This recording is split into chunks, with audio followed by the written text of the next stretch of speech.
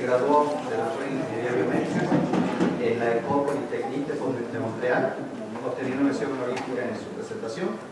Obtuvo la maestría en Ciencias de la Universidad Autónoma de San Luis Potosí y su licenciatura en Ingeniería Electrónica del Instituto Tecnológico de San Luis Potosí. Durante estos estudios de licenciatura recibió el reconocimiento como el mejor estudiante y actualmente sus áreas de interés, entre varias, incluyen el diagnóstico médico no invasivo usando imagenología óptica, conectividad funcional, espectroscopía y procesamiento de señales biomédicas. Actualmente, pues, él cuenta con experiencia en proyectos del área de telemedicina, con proyectos ProInnova, y también en proyectos en cooperación bilateral entre México y Chile. Ha sido distinguido por el Sistema Nacional de Investigadores con el nivel 1 y pues obviamente vamos a dar la palabra para que nos presente su plática el día de hoy. Y bienvenido a la clase. Muchas gracias, Emiliano, y gracias al CIO por esta invitación.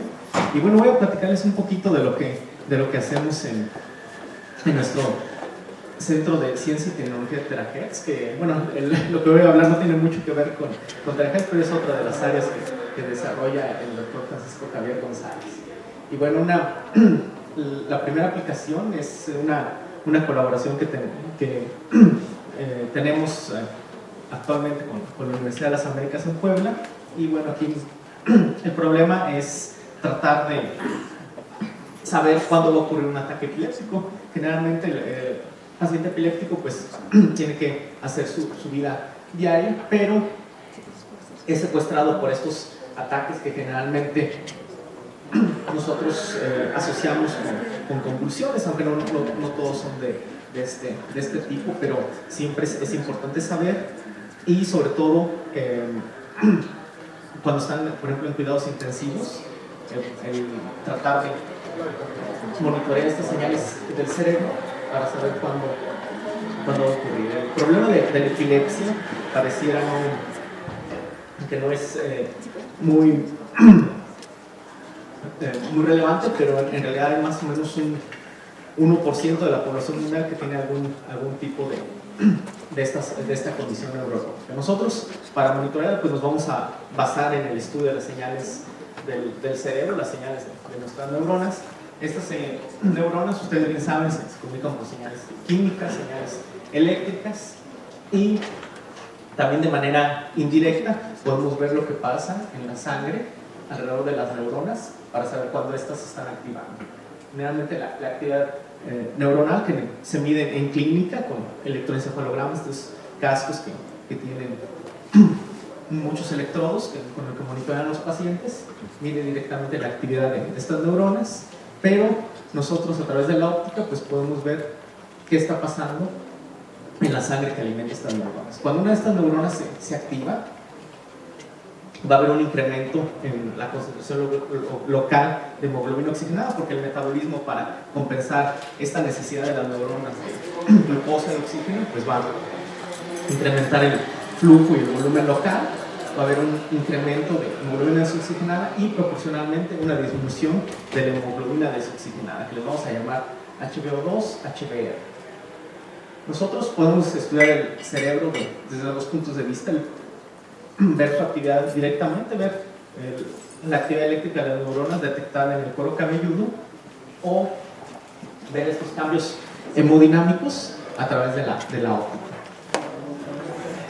gracias a una técnica que se conoce como espectroscopía en el cercano infrarrojo funcional, que nos revela el funcionamiento del cerebro, y es básicamente un análogo del electroencefalograma. Es un casco con fuentes y detectores, generalmente fibras, que van a llevar la luz. Esta luz va a ser absorbida en las capas superficiales del cerebro y la vamos a detectar a diferentes distancias con diferentes detectores.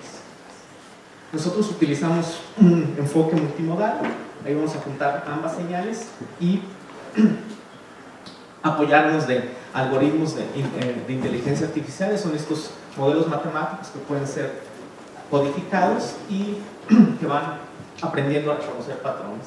En nuestro caso, aprenden a reconocer la actividad propia de los ataques epilépticos para generar una alarma. Esta alarma, ¿para qué nos va a servir? Pues en este caso, por el tipo de datos que teníamos de pacientes sumamente controlados, todos en descanso, en reposo, nos vamos a enfocar a una primera aplicación que es en cuidados intensivos. Cuando está un paciente epiléptico, sería muy importante predecir con 1, 5, 10, 15 minutos de antelación que va a ocurrir un ataque para que el cuerpo de enfermeras, de personal de urgencia, pues vaya a atenderlo antes de que ocurra algo, porque en algunos casos puede llegar a la muerte súbita por epilepsia. El caso de la FMIRS, a diferencia del electroencefalograma, que tienen ya una colocación estándar los electrodos, en el caso del FMIRS todavía no se logra ese consenso de una ubicación estándar de las fuentes y los detectores que les llamamos optodos. Entonces es personalizado para cada paciente, tratando de cubrir la mayor área posible del foco epiléptico. El foco epiléptico es el lugar del cerebro donde se produce esta activación síncrona que conduce a la crisis epiléptica, y ya identificado tratamos de cubrirlo lo mejor que se pueda con los optodos disponibles. Nosotros utilizamos un par de técnicas de inteligencia artificial, una que se llama redes neuronales artificiales, un modelo matemático que trata de imitar la función del cerebro humano, y un modelo más simple, SVM, máquinas de vectores de soporte, que trata de encontrar un hiperplano de separación óptima entre dos o más clases. En nuestro caso, entre dos o más estados epilépticos. Aquí nuestras clases, originalmente el epileptólogo marca dónde ocurre el ataque epiléptico. Tenemos un periodo aquí en rojo que se llama ictal. Minutos antes es el periodo preictal, y bueno, minutos después obviamente el postictal. Entre un ataque y otro, la actividad eléctrica aquí en blanco pues es el periodo interictal. Nosotros utilizamos tres clases en nuestros modelos: el periodo interictal en blanco y ictal en rojo. Pero para saber cuándo va a ocurrir esto, nosotros vamos a detectar el estado preictal. Es un modelo no tanto de predicción, más bien de clasificación, pero encontrando el preictal, pues vamos a saber con antelación que va a ocurrir en un periodo ictal. Aquí son los datos de nuestro paciente. Es un solo caso que voy a presentar. Obviamente hay más pacientes para hacer nuestras pruebas. Aquí durante 82 minutos se le registró la actividad. Ocurrieron cuatro ataques. Fue el primer paciente por el que empezamos. Y aquí vemos la actividad eléctrica y la actividad hemodinámica.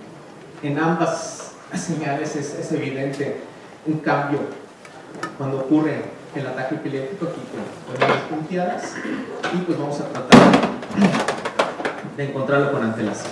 Nuestros datos los particionamos en 10 conjuntos y utilizamos 8 de ellos para entrenar nuestros modelos matemáticos, uno para validarlo, para iterar y afinar los pesos de nuestros modelos, y un modelo totalmente independiente un conjunto totalmente independiente que no ha visto nuestro modelo aquí en azul, para probarlo. Y así lo hacemos hasta que todo el conjunto de datos que está particionado de manera aleatoria ha sido puesto a prueba por nuestros modelos. Y bueno, utilizamos diferentes combinaciones de señal EEG. La señal MIRS pues tiene dos contrastes, hemoglobina oxigenada y desoxigenada. Entonces utilizamos todas esas combinaciones para ver cuál funcionaba mejor. Y bueno, en realidad todos funcionan, pero con diferente grado. De entrada podemos ver que como utilizamos solamente la señal eléctrica, pues no logramos una accuracy, una exactitud de predicción muy buena, sobre todo en redes neuronales, pero al momento de meter señales ópticas en cualquiera de sus combinaciones, la pura señal óptica combinada con EEG, ahí logramos una mejora sustancial. Y bueno, aquí tenemos nuestra matriz de confusión, y vemos que prácticamente para las 3 clases, utilizando FNIRS, logramos un 100%. Aquí sí hay algunos falsos positivos, pero son 10 de 77.000, prácticamente 100%. Y bueno, ahora nos preguntamos, ¿con qué antelación podemos detectar el estado preictal? Empezamos a hacer ventanitas de detección, 5 minutos, 7 minutos y medio, y así sucesivamente hasta llegar a 15 minutos. Y bueno, aquí vemos que la exactitud de predicción utilizando FNIRS, utilizando las señales ópticas, pues se mantiene en 100% aún con 10 minutos de antelación. En cambio, cuando estamos utilizando solamente la señal electroencefalográfica, y nuestro porcentaje de detección pues sí va disminuyendo conforme nos alejamos del punto de detección. Esto es una gráfico, es un video técnico, es un análisis de discriminante por kernel, y es para ver qué tan bien nuestro clasificador puede separar esas diferentes clases, preictal, ictal, interictal. Bueno, cuando utilizamos datos de EEG, están pues, básicamente todas revueltas. En cambio, cuando utilizamos la señal aquí de hemoglobina oxigenada, pues sí se ve que se separan 3 clústeres, tenemos 3 clases bien definidas. Lo que significa que sí tiene información que nos permite diferenciar esos 3 estados. Y bueno, la principal contribución es de que en trabajos previos se utiliza el estándar de oro, que es la electroencefalografía, para detectar o predecir ataques epilépticos. Nosotros utilizamos un enfoque multimodal en el cual pues nos dimos cuenta que solamente utilizando FNIRS logramos resultados prometedores. Y bueno, esta no es digamos la solución final al problema. Nosotros tenemos todavía que probar con más pacientes. Tenemos otros 5 pacientes. Una limitante importante es que los octavos se colocan de manera personal para cada paciente, entonces nuestro modelo se tiene que entrenar de manera individual. No hay un modelo general que sea, digamos, plug and play para cualquier nuevo paciente epiléptico. ¿Qué tenemos que hacer? Bueno, podemos probar otros clasificadores, podemos hacer algoritmos para seleccionar los rasgos que mejor clasifiquen a los estados ictales. Y bueno, obviamente probar con otros pacientes para generalizar nuestro modelo. El siguiente trabajo es fruto de una colaboración que tenemos con Quebec, con el Hospital Infantil de Saint-Justin, el Polytechnique de Montreal, el Alma Mater, y el Instituto de Cardiología de Montreal. Y bueno, aquí utilizamos imagenología óptica para estudiar lesiones cerebrales en un modelo de neonato. Generalmente el paradigma de estudio del cerebro se basa en estímulo y respuesta. Le damos un estímulo al cerebro y observamos su respuesta, y las diferencias en esta respuesta pues, nos permiten identificar si hay algún funcionamiento incorrecto del cerebro. Por ejemplo, cuando nosotros abrimos los ojos, aquí vemos que la actividad cerebral se eleva. Estos son resultados por resonancia magnética funcional que mide de manera indirecta la actividad cerebral, al igual que la óptica. Cuando cerramos los ojos, la actividad disminuye, y así sucesivamente. Entonces, si hacemos un promedio de todos los estados cuando tenemos los ojos abiertos y le restamos el promedio de cuando tenemos los ojos cerrados, pues vamos a tener nuestro grupo de voxeles aquí activados precisamente en la corteza visual, aquí en la nube. ¿Qué pasa? Pues tenemos aquí fluctuaciones que pues pareciera ruido, ¿no? Aquí todos los que han trabajado con señales van a decir, no, pues esta señal está súper ruidosa, ¿no? Pero estas fluctuaciones por mucho tiempo se pensó que era ruido, pero no es realmente ruido, son realmente fluctuaciones espontáneas, son lentas, y nos permiten identificar la actividad del cerebro en reposo. Por ahí de los 90 se dieron cuenta que cuando hacían ese tipo de tareas, como el de abrir y cerrar los ojos, aquí en este caso son tareas motrices, hacer movimientos con los dedos de una mano y hacer su promediado, puedes obtener aquí los focos de activación en la corteza motriz, pero si veíamos la actividad espontánea, pues era muy similar. Entonces, esto fue lo que dio paso a la técnica de conectividad funcional. Voy a estar hablando de conectividad funcional, no es otra cosa más que ver cómo áreas que, aunque están ubicadas de manera remota en el cerebro, tienen actividad síncrona, y eso quiere decir que están desempeñando una función similar, están conectadas funcionalmente. Entonces, con este tipo de análisis, pues no tenemos que diseñar una tarea para cada área del cerebro que queremos estudiar. Si queremos estudiar, por ejemplo, la corteza motriz, pues tenemos que diseñar una tarea para que el sujeto esté ahí moviendo los dedos, o que se estimule la corteza somatosensorial, ahí dándole toquecitos, la actividad visual, poner un estímulo visual. No, con la actividad de reposo podemos estudiar todas estas áreas al mismo tiempo. Y nosotros estudiamos un modelo animal de lesión cerebral. Ahí el problema con la resonancia magnética en modelos animales es un problema de señal a ruido. Los voxeles son muy pequeñitos en el cerebro, por ejemplo, del ratón, que es el modelo más ampliamente utilizado, porque pues tenemos mucha similitud genética y hay modelos de enfermedades ya bastante bien establecidos.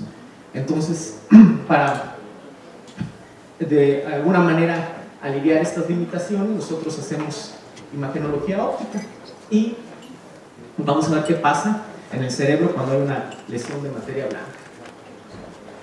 Nosotros en este estudio planteamos dos hipótesis. Una es la primera es de que la conectividad funcional del cerebro pues va a disminuir en el caso de una lesión, es lo que esperamos, ya que hay un daño a la materia blanca del cerebro. Esperamos poder medir eso con nuestras técnicas. Y la segunda hipótesis es que, visto ya de manera translacional, podemos utilizarlo como un biomarcador de lesión cerebral, estudiar el cerebro con óptica y así determinar su grado de lesión. Y bueno, utilizamos diferentes técnicas, el modelo animal, el que estoy platicando de ratas, señales ópticas, obviamente verificadas por histología, y técnicas de aprendizaje automático y de conectividad funcional. La lesión de materia cerebral, ¿cómo la replicamos? Bueno, pues la replicamos inyectando lipopolisacáridos, como vamos a llamarles LPS. Y bueno, aquí tenemos una imagen de ultrasonido. Este es un corte del cerebro de nuestra rata. Está visto de esta manera, como si cortáramos el cerebro así. Y tenemos aquí un microinyector, lo vamos guiando por ultrasonido. Aquí estas especies de medias lunas son los ventrículos, son unos huequitos que tenemos adentro del cerebro. Y aquí encima de los ventrículos tenemos el cuerpo calloso. El cuerpo calloso es un conjunto de fibras que unen un hemisferio de nuestro cerebro con el otro. Entonces ahí inyectamos. Vamos a ver cómo es esta inyección. Y bueno, ahí está. Obviamente nada más representada una parte. Tenemos que esperar unos minutos para que haya difusión del LPS y lesione ahí la materia blanca donde hicimos la inyección. ¿Cómo la estudiamos? Bueno, vamos a levantar aquí el cuero cabelludo del animal. Es una técnica que no es precisamente no invasiva, es una técnica de no contacto, no dañamos el cerebro con los electrodos, pero sí tenemos que descubrir el cuero cabelludo, y como el cráneo de estas ratas, por ser jóvenes, es translúcido, pues podemos observar lo que ocurre en la corteza cerebral, la parte exterior del cerebro. Es muy sencillo, iluminamos simplemente con unos LEDs de diferentes colores, generalmente en el visible, verde, amarillo, rojo, y gracias a que la hemoglobina oxigenada aquí en rojo y la desoxigenada aquí en azul tienen diferentes espectros de absorción, pues podemos resolver este sistema de ecuaciones y encontrar fluctuaciones de esta sustancia en la corteza cerebral. Esta técnica tiene una profundidad de penetración muy limitada, como de medio milímetro, pero tiene una resolución espacial bastante buena para modelos animales alrededor de 60 milímetros. Esto fue lo que medimos. ¿Y cómo hacemos conectividad funcional? Bueno, aquí tenemos un mapa de imagenología óptica y aquí vamos a ver la corteza somatosensorial del lado derecho y vamos a observar qué pasa en el lado izquierdo. Aunque están a cierta distancia estos dos puntos, vemos que nuestra señal va sincronizada y podemos hacer lo mismo con todos los píxeles del cerebro respecto a este punto para sacar mapas de conectividad como este, donde tenemos aquí en colores rojos los píxeles que están funcionalmente conectados y en color azul los que tienen una actividad anticorrelacionada.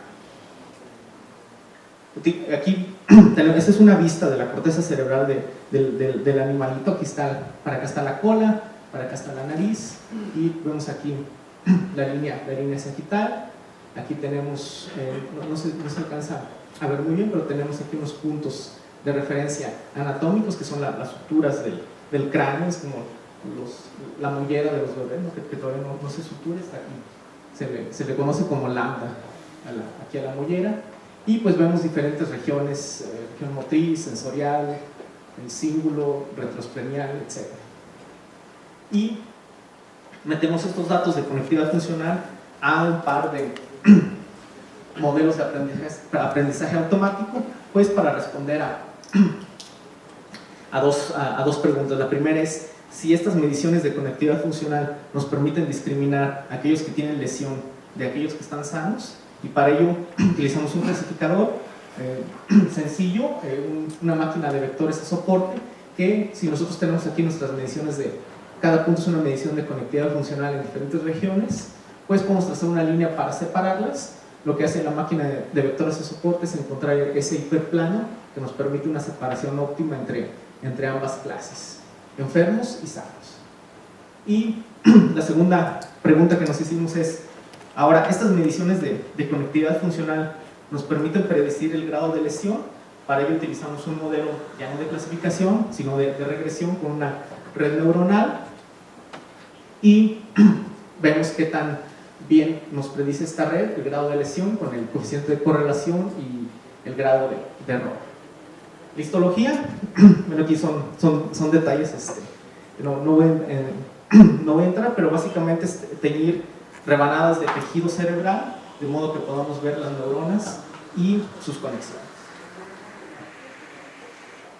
Aquí tenemos las mediciones de conectividad funcional en diferentes regiones del cerebro y podemos comparar en un cachorro que es sano. Vemos un montón de conexiones que han sobrevivido aquí a nuestro umbral de probabilidad que se deban a suerte estas conexiones, muchas conexiones. En cambio, cuando están lesionados, pues son pocas las conexiones que sobreviven y solo sobrevive una conexión positiva aquí. Al meter estas mediciones de conectividad funcional a nuestro algoritmo de aprendizaje automático, pues pudimos clasificarlos con un 92% de exactitud. Aquí se nos fue aquí un animal sano que lo clasificó como enfermo, pero de ahí en fuera todos los clasificó correctamente.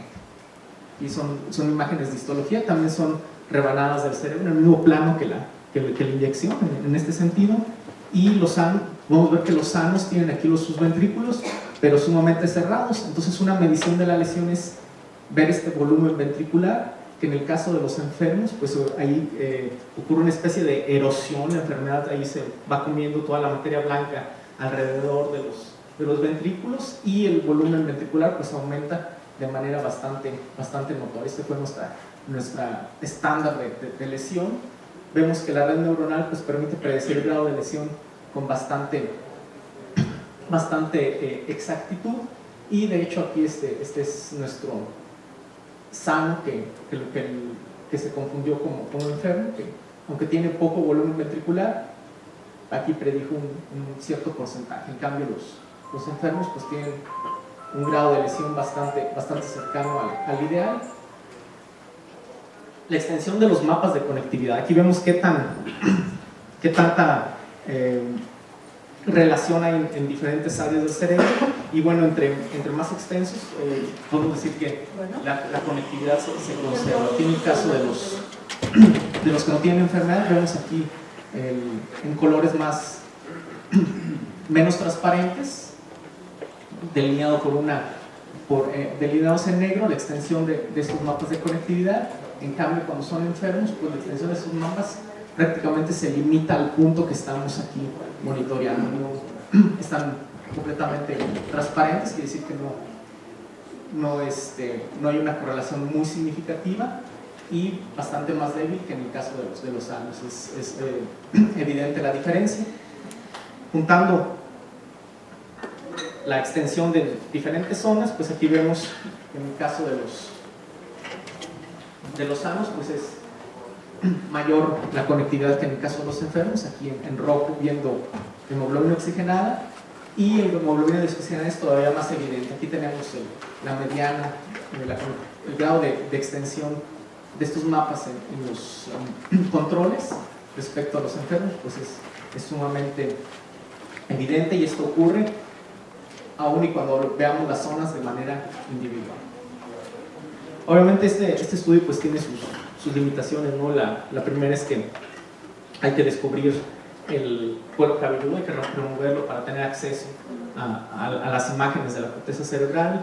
El movimiento de estos animales, la fijación no es perfecta. Nosotros tenemos técnicas llamadas scrubbing para remover esas imágenes contaminadas de movimiento, pero aún así tenemos que pensar en una forma de fijarlos de manera perfecta.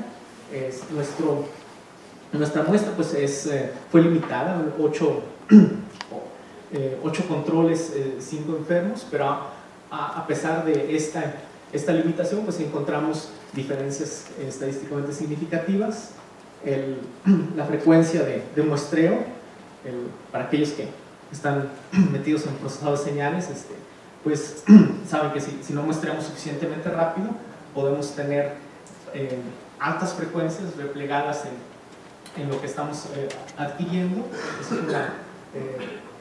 una limitante. Estamos nosotros muestreando 5 Hz, pero por ahí todavía hay señales fisiológicas un poquito arriba, aunque hacemos regresión por un GLM de estas señales.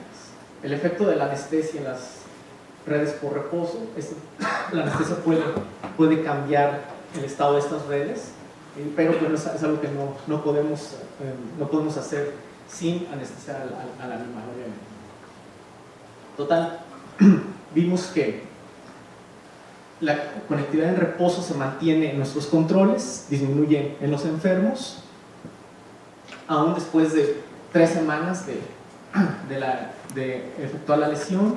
Vimos que la extensión espacial de estos mapas de conectividad decrece cuando hay una lesión, lo que puede dar pie como un biomarcador, y podemos clasificar si tiene una lesión o no viendo mediciones de conectividad basadas en óptica, así como predecir el grado de lesión de estos animales. Y el valor translacional de esta técnica pues es aplicarlo, por ejemplo, utilizando FNIRS, como se hace con los pacientes epilépticos, aplicar estas técnicas de aprendizaje automático, de conectividad funcional, para ver en niños, en neonatos prematuros, y detectar rápidamente si hay una lesión antes de que sea evidente en su anatomía.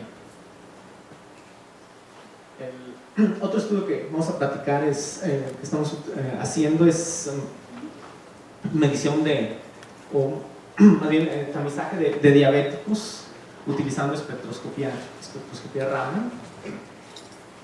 Y bueno, ustedes saben, la diabetes es una enfermedad sumamente común, más o menos como el 10% de la población mexicana la tiene, pero lo que es más preocupante es de que la gran mayoría no lo sabe aún, porque bueno, no se tiene una cultura de prevención, y difícilmente pues nos hacemos test de glucosa donde tenemos que pinchar el dedo y sacar ahí un poco de sangre. Entonces la espectroscopía Raman, así una técnica totalmente no invasiva, pues puede ser una buena opción para hacer un pretamizaje y decir, ok, aquí hay unas anomalías, ten cuidado, haz tu prueba. Aquí, bueno, nosotros nos valemos de la dispersión Raman cuando excitamos una molécula. Por ahí uno de cada 10 millones de fotones, pues va a sufrir este tipo de esparcimiento y su frecuencia va a cambiar, ya sea que va a disminuir su frecuencia o que va a aumentar. Y nosotros, viendo aquellos fotones que cambiaron su frecuencia, pues podemos tener información sobre los enlaces moleculares que dieron pie a este tipo de esparcimiento. Es una técnica de sondaje molecular, porque nos da información química de la muestra que estamos viendo. Nosotros hicimos una prueba también, prueba de concepto, una muestra bastante limitada, y tenemos 11 pacientes ya diagnosticados con diabetes y 9 controles. Aquí se les hizo espectroscopia Raman en la piel, de manera más precisa en la vena que baja en la flexura del codo, y utilizando estos datos, pues también hacemos clasificación para hacer un pretamizaje, decir, ok, este es diabético, este es control. Y bueno, preprocesado de los datos, tenemos que principalmente quitar la autofluorescencia, porque muestras biológicas tienen una gran cantidad de autofluorescencia, y hacemos las normalizaciones de costumbre para procesar estos espectros. Nuestro espectro Raman, cada uno de estos números de onda lo vamos a meter a una red neuronal, y la red neuronal la vamos a entrenar con las etiquetas de si este espectro pertenece a un control o pertenece a un diabético. Una vez que ya está entrenado nuestro modelo con un cierto porcentaje de muestras, metemos nuevas muestras que no ha visto el modelo, y la red neuronal nos va a decir si es diabético o no lo es. Y después de hacer varias corridas, tenemos esta curva que idealmente debería de ser un área igual a 1. Nosotros tenemos un área bajo la curva de 0.95, que es bastante aceptable como método de tamizaje. También nosotros nos hicimos la pregunta si esta clasificación se debe simplemente al azar, y utilizamos diferentes métricas.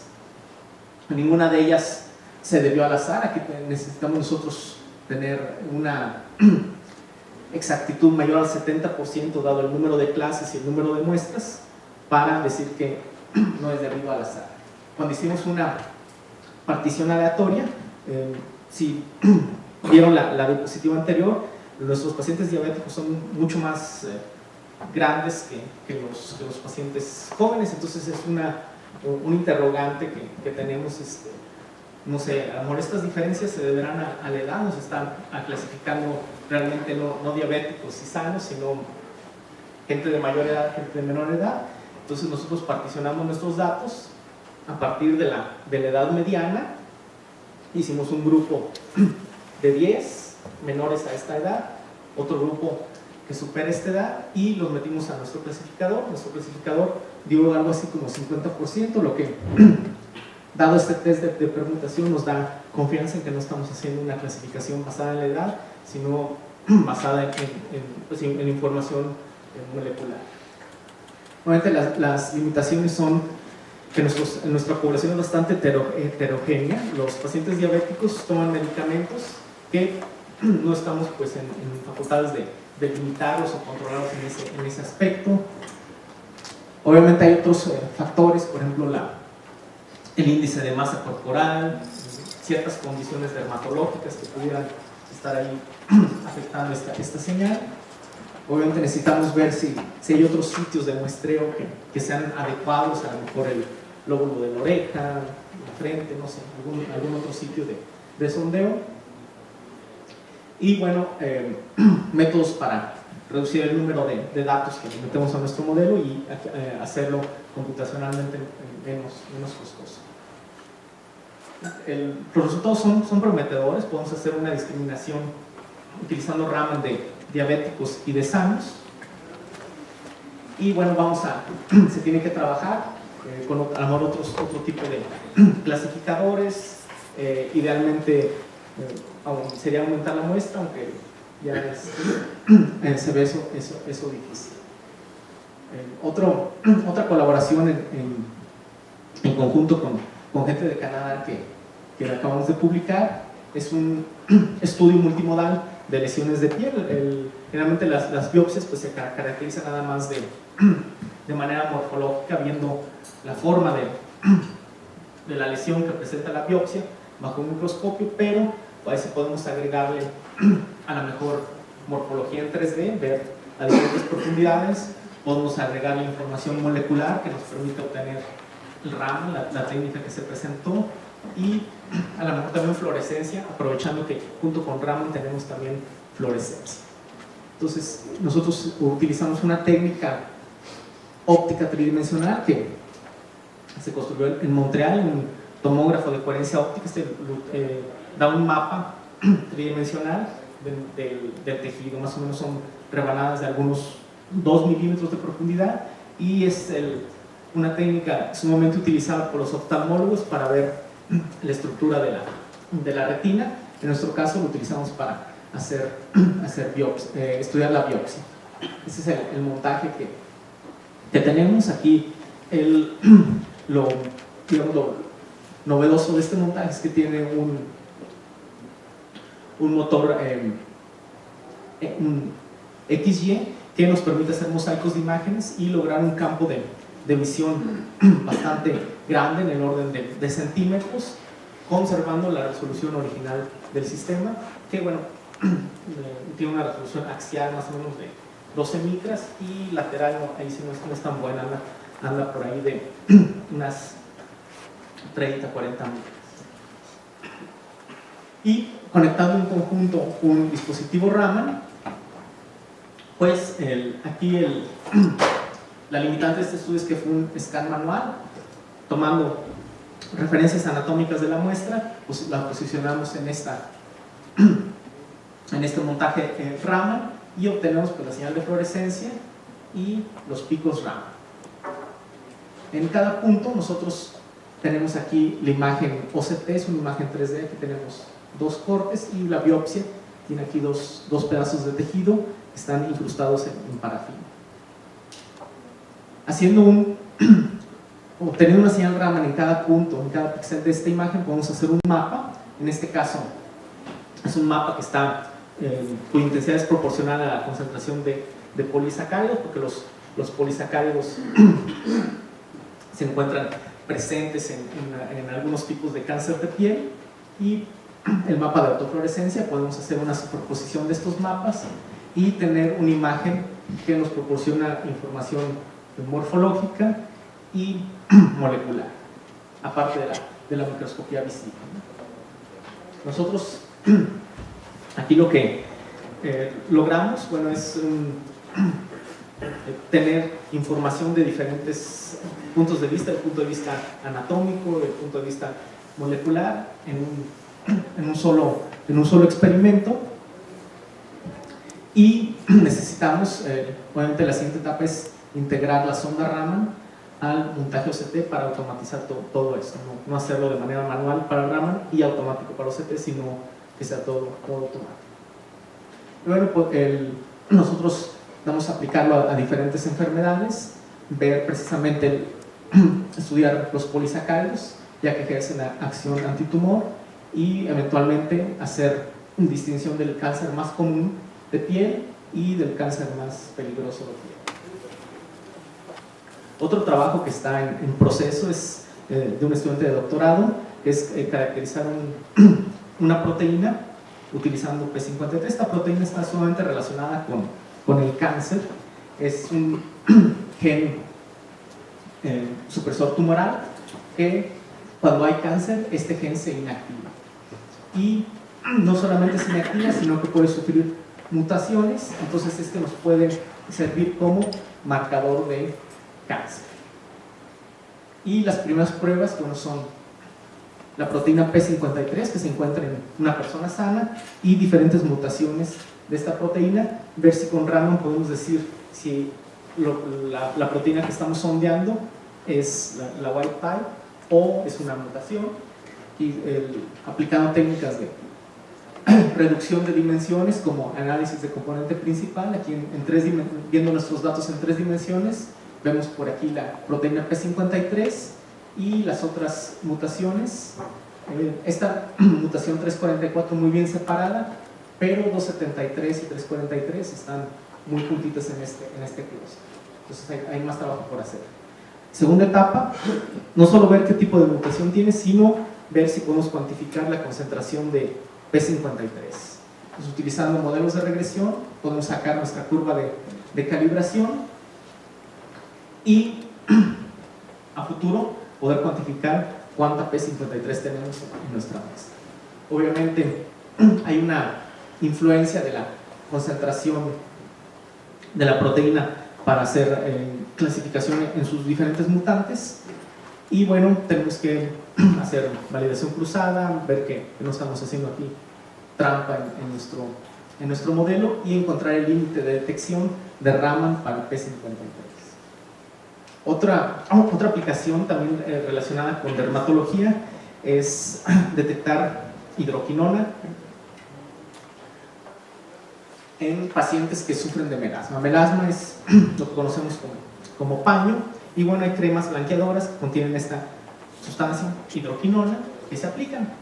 ¿Cuál es el problema? Bueno, el problema es de que la hidroquinona en pruebas animales, no estoy diciendo que en humanos se ha comprobado esto, pero sí en pruebas animales tiene un efecto carcinogénico que ha sido comprobado. Entonces, pues siempre es bueno saber cuánta hidroquinona tenemos, o si se está acumulando en la piel, si vemos cambios en nuestra señal Raman, recuerden que nos da información molecular antes del tratamiento y después del tratamiento en nuestros pacientes. Entonces, siempre es bueno monitorear la hidroquinona en estos pacientes. Aquí tenemos las diferentes vibraciones Raman de la hidroquinona. Y bueno, aquí se calculó el límite de detección de Raman por ahí de 16 milimolares. Haciendo la curva de calibración, bueno, pues recuerden que estamos en el límite de detección de 0.16. Las cremas que tienen este porcentaje de hidroquinona tienen esta concentración molar, entonces estamos un poquito, el límite de detección está todavía un poquito abajo de lo que tienen las cremas. Entonces, para examinar las cremas, aquí Rodrigo, nuestro estudiante de doctorado, hizo unos sustratos CERS, que es emisión Raman estimulada en la superficie, que hace un sustrato, le pone aquí nanopartículas de oro. Estas nanopartículas de oro están funcionalizadas, tienen un tratamiento para que la hidroquinona se pegue en esas nanopartículas, y nosotros, al excitar el sustrato, las nanopartículas y la muestra, pues vamos a aumentar nuestra señal Raman. Aquí se ve aquí un claro aumento en la señal, y ese aumento es mucho más claro cuando disminuye la concentración. Aquí a 1 molar no es muy claro el aumento, pero cuando disminuye sí se ve este incremento. Ahora, para analizar nuestros pacientes que sufren de melasma, tenemos 30 pacientes y les hicimos medición Raman antes del tratamiento y después del tratamiento, para ver si estas bandas de la hidroquinona sufren alguna modificación después de su tratamiento. Entonces vemos aquí que realmente sí hay un incremento en la señal Raman, en los picos de Raman de la hidroquinona, lo que sugiere que pues puede haber una acumulación de hidroquinona después del tratamiento. Y bueno, esto es independientemente si responden al tratamiento o si no responden al tratamiento. Hay un incremento aquí de blanco a gris, vemos para cada pico de hidroquinona. Entonces, en este trabajo, estos son resultados bastante prometedores que nos indican que hay una acumulación de hidroquinona cuando al paciente con melasma se le trata con estas cremas blanqueadoras, y podemos detectarla por señal Raman. Nos queda un interrogante en el aire, es saber si podemos detectar la concentración de hidroquinona que ha sido absorbida en la piel del paciente, y bueno, es en lo que estamos trabajando actualmente. Y finalmente la última aplicación que les voy a comentar es una aplicación que está desarrollando nuestro estudiante de doctorado, Juan Carlos, y es detectar anomalías en el seno de pacientes utilizando termografía, utilizando estas cámaras infrarrojas que nos dan un mapa de la distribución de temperatura en el cuerpo. Y bueno, la motivación es de que en México pues el cáncer de mama es el más común en mujeres de más de 20 años, y la mastografía tradicional utiliza rayos X y bueno, tiene dos desventajas. Una, que utiliza radiación ionizante. Radiación ionizante es aquella radiación electromagnética con suficiente energía para arrancar electrones de nuestros átomos, convertirlos en iones, y bueno, esos interactúan con nuestro ADN, digámoslo así, y podemos sufrir mutaciones que pues no conllevan a tener superpoderes como los hombres X, sino conllevan a cáncer. Y otra desventaja es la incomodidad de esta prueba de la mastografía. Es sumamente incómoda para la paciente. En cambio, la termografía es como tomarse una foto.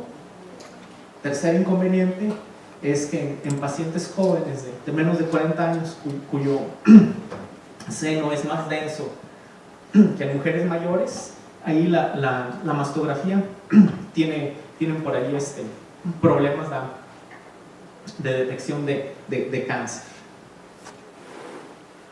Y bueno, la motivación de utilizar termografía es que a pesar de que tiene poca especificidad quiere decir que no va a discriminar también a aquellos pacientes sanos.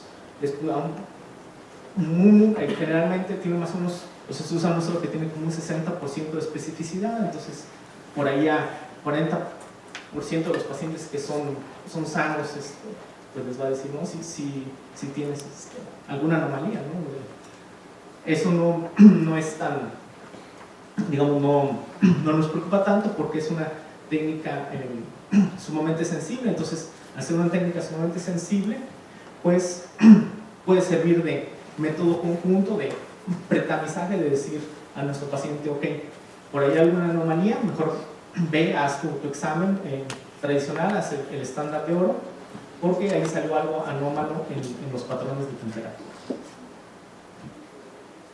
Y la segunda motivación es hacer un análisis automático para que la interpretación de estas imágenes pues no dependa de la experiencia del médico, que al final de cuentas es un ser humano, sino tratar de automatizar el análisis de estas imágenes. Y bueno, tenemos que, o queremos aumentar la utilidad de la termografía de seno como método adjunto de tamizaje de cáncer, implementando un protocolo automático,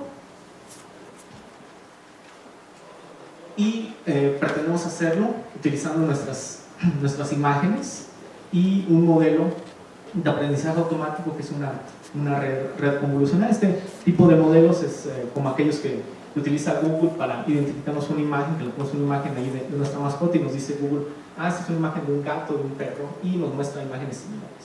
Entonces algo así pretendemos hacer para clasificar a aquellos que tienen alguna anomalía térmica de aquellos que no. Aquí esta imagen es de una paciente con cáncer, e idealmente las imágenes deben de ser simétricas.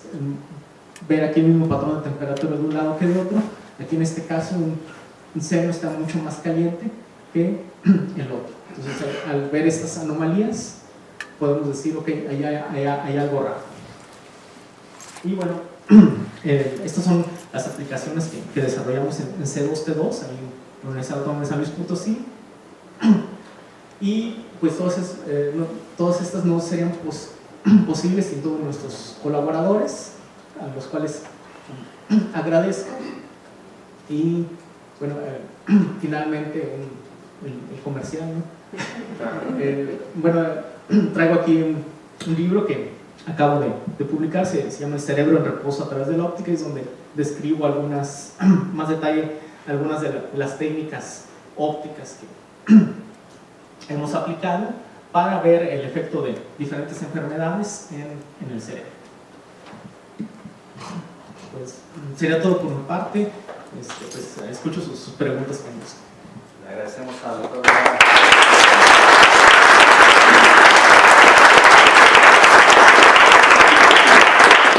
Estamos abiertos a la sesión de preguntas.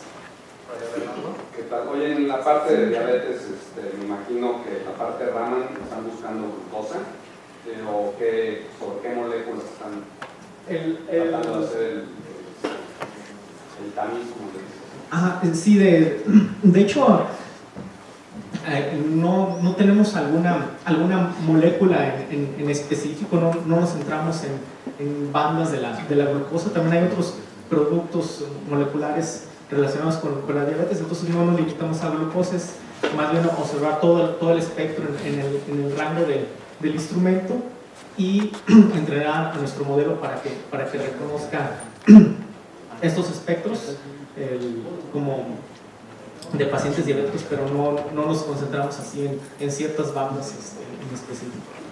Esto no lo hace más ruidoso el procedimiento, ¿por qué no se concentran nada más?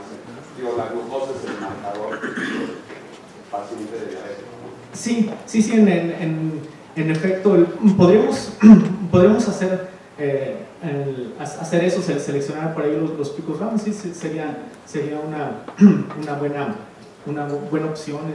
Nos hemos concentrado con unos compuestos llamados compuestos avanzados de glicolización, pero ahí sí no encontramos realmente alguna diferencia, entonces optamos por este otro enfoque, pero sí, en efecto, la glucosa sería lo ideal.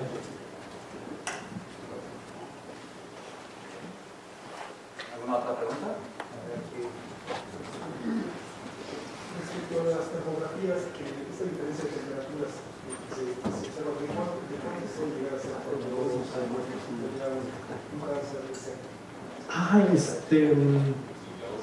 son de fracciones de grado.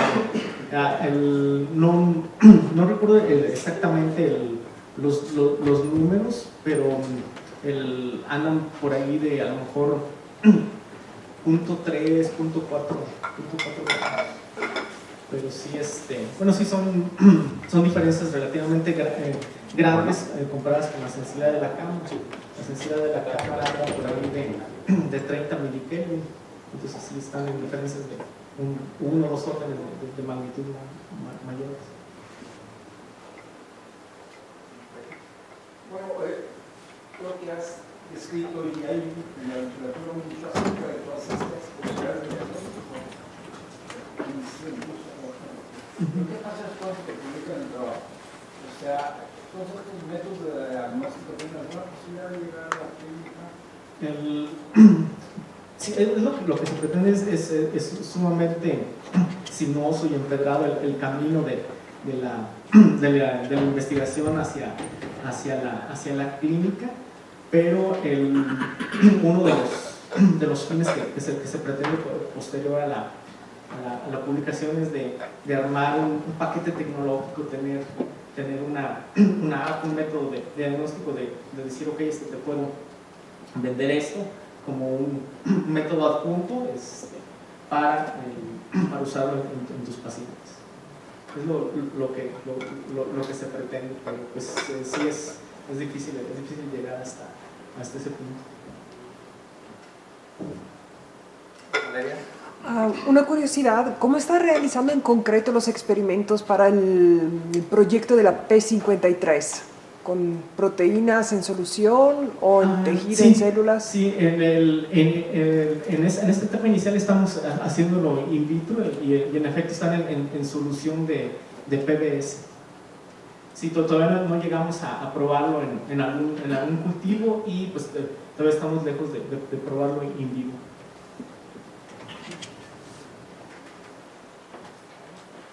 Respecto al estudio de epilepsia, sobre la epilepsia, ¿existe alguna zona del cerebro donde se presente con mayor intensidad los ataques epilépticos? Pues decir que disponías de los sensores, en este caso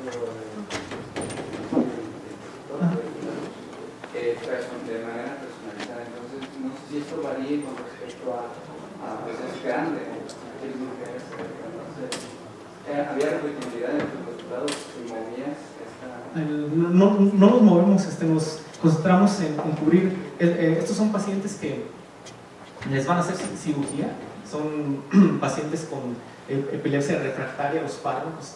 Los fármacos actuales no les sirven para disminuir sus ataques, entonces ya tienen, el neurólogo tiene bien identificada la zona donde epileptogénica, donde se inicia esta actividad neuronal que pues, desencadena el ataque epiléptico. Entonces tratamos de cubrir la mayor parte de esa zona y generalmente lo más común es el lóbulo temporal. Por aquí es donde se presenta de manera más común. En el primer trabajo de epilepsia, los modelos de redes son perceptrones. Sí, un perceptrón multicapa. Y ahí, ¿cómo estableciste los parámetros más adecuados?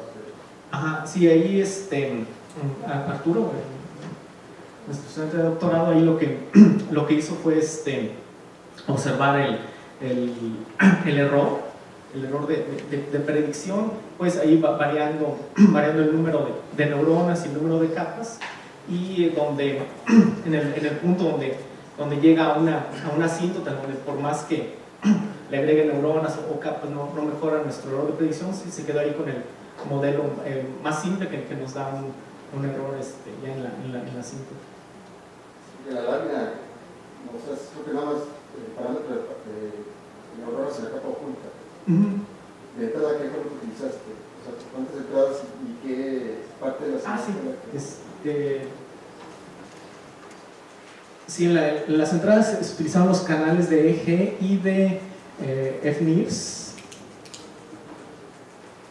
y son más o menos, sí es de las primeras, son más o menos como 19 canales de EG y por ahí de 130 canales de FNIRS.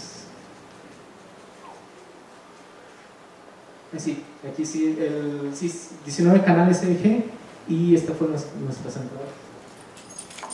Que tal, se detecta un cambio de frecuencia en una señal cuando se va el ataque epilético. Sí, y de amplitud de los dos. Eso es lo que detectaría básicamente. ¿Lo mete la señal directamente digitalizada? Sí, directamente. No hacemos algún preprocesamiento así para extraer ciertas características, ciertos rasgos de la señal, sino la señal de tal cual. Y en el caso de los diabéticos, el tamaño de la muestra no es muy pequeña, manejan creo que 20 personas nada más. Sí, definitivamente es una serie limitante para el estudio. Para que dé validez, pues tiene que ser como menos de 30 o 4. Sí, usualmente se usan 30. ¿Tiene acceso a algún hospital ahí cerca? De hecho, fue resultado de una colaboración de una estancia de verano del estudiante, y fue aquí en la Universidad de Guanajuato, fue donde hizo las adquisiciones, y bueno, pues en el verano fue todos los pacientes que llegaron, que se hicieron la muestra, fueron 11, y ahí lo tratamos de complementar con 9 controles. Pero los demás casos de estudio no tienen colaboración con algún hospital.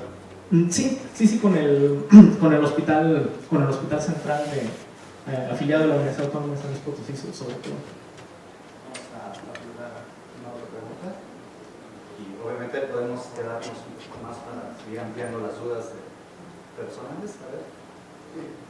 Sí. Precisamente en este estudio, ¿qué fue lo que detectaron con el HBO y el HBR? Son detectores ópticos, ¿entiendes? Sí. ¿Qué es la reflexión difusa? Sí, es reflexión difusa. ¿Y cómo ocurrían los cambios de frecuencia ahí? O sea, ¿se incrementaba o decrementaba la amplitud? Se incrementa la amplitud aquí. Aquí lo vemos en rojo la oxigenada, en azul la desoxigenada, y sí cambia un poco la frecuencia de la señal y también sobre todo la amplitud al momento del ataque. Este caso es algo particular, o sea, es un tiempo tremendo el que estuvo en el ataque epiléptico. ¿Por lo que veo ahí? Sí, más o menos como 2 minutos más o menos. Y en ese periodo la sangre sangre oxigenada y oxigenada empieza a alterarse fuertemente. Sí, sí, de hecho no es tan evidente al ojo, pero minutos antes de que ocurra, sí hay algunos cambios que distinguen ese periodos, digamos, entre interictales, ¿no? Si hay por ahí cambios, empieza, de hecho, en experimentos animales que hemos hecho con electrodos directamente en el cerebro y una neurotoxina, el AP4, para inducir los ataques, hemos visto que la señal hemodinámica empieza a cambiar antes de que ocurra el ictus. Entonces eso nos dio pie a llevar este estudio con humanos. Y han impedido que esto se dé, perdón, a una demanda excesiva de oxígeno. Sí, es complicado pues, establecer las causas. Siempre hay un juego entre los capilares, las neuronas y todo mediado ahí por la glía, los astrocitos. Hay mucha gente que se dedica a modelar precisamente estos compartimientos cerebro-vascular, pero sí nosotros con este tipo de mediciones ahorita no estamos así en función de establecer el origen de la causa. Podemos decir que lo detectamos, pero realmente la causa sí no podemos establecerla así. ¿Una última pregunta? ¿No? Entonces, le damos las gracias nuevamente al doctor Guevara.